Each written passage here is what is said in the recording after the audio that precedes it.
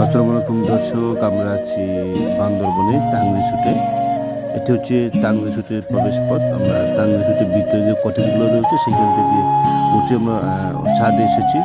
তো এখানে উঠে অত্যন্ত সুন্দর চমৎকার পরিবেশ দেখতে পাবেন এবং ছাদের উপরে সুন্দর যে এলাকার যে গাছপালা, যে সুন্দর পরিবেশ, প্রাকৃতিক অবলোকন করতে পারবেন। দেখতে পাচ্ছেন এটি হচ্ছে একটা ছোট শহর, সাঙ্গু নদীর পাশে যে শহরটি।